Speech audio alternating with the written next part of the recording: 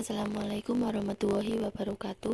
Kami dari kelompok 2 akan mempresentasikan materi tentang teori sastra dan hipotesis. Berikut ada anggota kelompok kami. Yang pertama ada Mbak Nusul Hikmatul Ula dengan NPM 19 10 10 40 41. Yang kedua ada Mbak Yohana Gabriela Srianto dengan NPM 20 10 10 40 70. Yang ketiga ada Mbak Panca Safira Amelia dan NPM 20 10 10 40 72. Yang keempat ada Mas Handoko Ayu Utama dengan NPM 20 10 10 4100. Yang kelima ada Mas Tegar Rizkyananda dengan NPM 20 10 10 4128. Sumber teori. Pertama, teori adalah jaringan hipotesis atau gagasan yang mencakup semua yang di bawah pin satu atau lebih hipotesis. Yang kedua, hipotesis. Hipotesis adalah jawaban sementara dari suatu permasalahan yang hendak diteliti. Yang ketiga, konstruk. Konstruk adalah suatu konsep yang memiliki tujuan khusus. Yang keempat, variabel. Variabel adalah pengelompokan dari dua atau lebih suatu atribut dari objek yang diteliti. Yang terakhir, validitas. Validitas adalah pengukuran sejauh mana ketepatan dan kecermatan suatu alat ukur dalam melakukan fungsi. Ekonomi dan keuangan. Analisis ekonomi secara deduktif digunakan untuk mengembangkan alternatif untuk penentuan pendapatan. Dasar-dasar dalam ekonomi memiliki efek yang sangat luas dalam penelitian. Misalnya, untuk pengembangan modal pengambilan keputusan yang tepat, peneliti memerlukan solusi pemrograman linier, analisis biaya-biaya, dan laporan arus kas. Teori-teori perkembangan dalam ilmu ekonomi juga memiliki pengaruh luas terhadap penelitian akuntansi. Keuangan sebagai subdisiplin ilmu ekonomi juga memiliki pengaruh radikal dalam penelitian. Perilaku organisasi alternatif untuk penentuan pendapatan. Dasar-dasar dalam ekonomi memiliki efek yang sangat luas dalam penelitian. Misalnya, untuk mengembangkan model pengambilan keputusan yang tepat, peneliti memerlukan solusi pemrograman linier, analisis biaya-biaya, dan laporan arus kas. Teori perkembangan dalam ilmu ekonomi juga memiliki pengaruh luas terhadap penelitian akuntansi keuangan sebagai subdisiplin. Ilmu ekonomi juga memiliki pengaruh radikal dalam penelitian akuntansi. Selanjutnya adalah mencari literatur. Mencari literatur yang mendukung penelitian ini dan mengumpulkan data-data yang relevan terhadap topik dengan mempelajari buku-buku, tulisan ilmiah, informasi mengenai lokasi penelitian, dan peraturan perundang-undangan yang sesuai serta berhubungan dengan penelitian ini. Pencarian kata kunci dalam database yang relevan akan menghasilkan banyak abstrak yang tampaknya relevan dan sejumlah kecil makalah penting. Kita perlu menelusuri lebih jauh dari makalah-makalah ini dan makalah-makalah berikutnya dengan memperhatikan daftar referensi mereka dan referensi dari referensi. Selanjutnya yaitu memodelkan hubungan.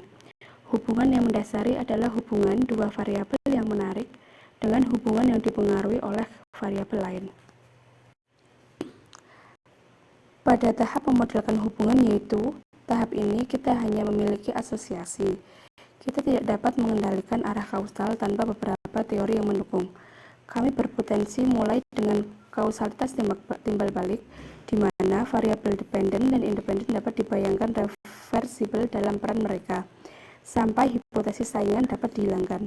Ada hubungan antara tingkat pengungkapan sukarela oleh perusahaan dan jumlah analisis investasi yang mengikuti, menganalisis, melaporkan, dan mengeluarkan rekomendasi perusahaan tersebut.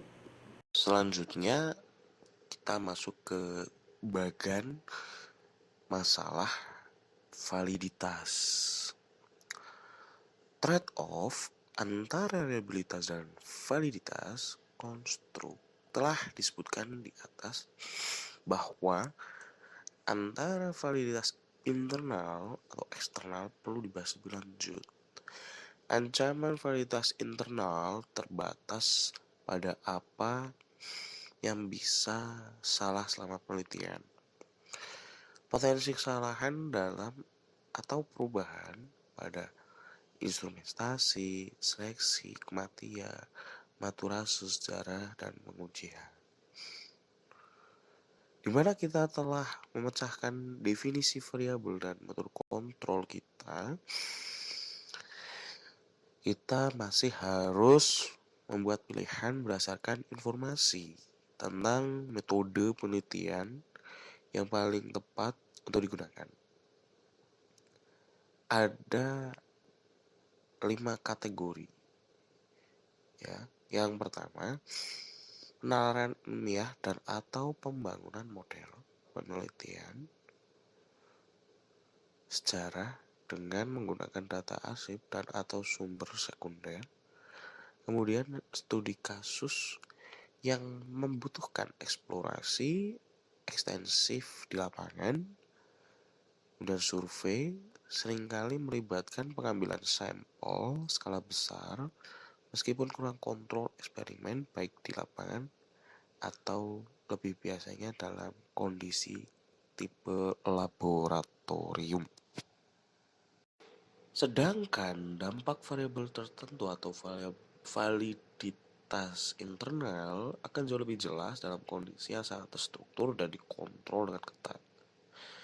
Kondisi laboratorium yang dibuat-buat akan mengurangi kesempatan untuk generalisasi dan validitas eksternal. Kondisi eksperimental mengharuskan penggunaan situasi yang kurang kompleks daripada yang ditemui di dunia nyata. Dan variabel yang lebih sedikit dan konten informasi yang lebih rendah, kebanyakan eksperimen tidak mungkin dilakukan sebaliknya. Sekian presentasi dari kelompok kami, kurang lebihnya kami mohon maaf. Wassalamualaikum warahmatullahi wabarakatuh.